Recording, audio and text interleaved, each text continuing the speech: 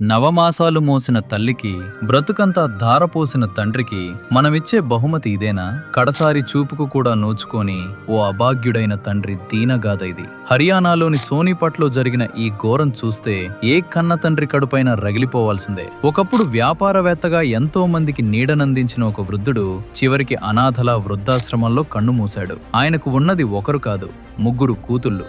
కానీ తండ్రి చనిపోయాడని చెప్తే ఒక్కరంటే ఒక్కరు కూడా రాలేదు. అంత బిజీనా, అంత నిర్లక్ష్యమా, లేక కన్న తండ్రి అంటే అంత చులకనా? పైగా పెద్ద కూతురు అక్కడ ఉన్న ఒక స్వచ్ఛంద సంస్థకి డబ్బులు పంపించి మా నాన్న అంత్యక్రియలు చేసేయండి, మేం వీడియో కాల్లో చూస్తామంది. ఎంతటి కసాయి కూతుళ్ళు! అంతటితో ఆగారా? ఆ స్వచ్ఛంద సంస్థ ప్రతినిధి, అమ్మా అంత్యక్రియల తర్వాత మీ నాన్నగారి అస్థికలు తీసుకుంటారా అని అడిగితే ఆ కూతురిచ్చిన సమాధానం వింటే రక్తం మరిగిపోతుంది. తర్వాత చూద్దాంలే అని ఎంతో నిర్లక్ష్యంగా చెప్పింది. వీళ్ల రాక్షసత్వం అక్కడితో ఆగలేదు. అంత్యక్రియలు ఎప్పుడైపోతాయి?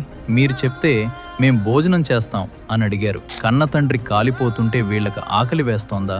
ఆస్తులు తీసుకున్నారు కానీ ఆప్యాయతను మర్చిపోయారు. మనుషులుగా పుట్టారు కానీ మానవత్వం చంపేశారు. తండ్రి ప్రేమని వీడియో కాల్ స్క్రీన్ కు పరిమితం చేసిన ఇలాంటి కసాయి పిల్లల్ని ఈ సమాజం క్షమిస్తుందా? మీరే కామెంట్ చేయండి. మరిన్ని ఇలాంటి వీడియోస్ కోసం మన ఛానల్ ని సబ్స్క్రైబ్ చేసుకోండి.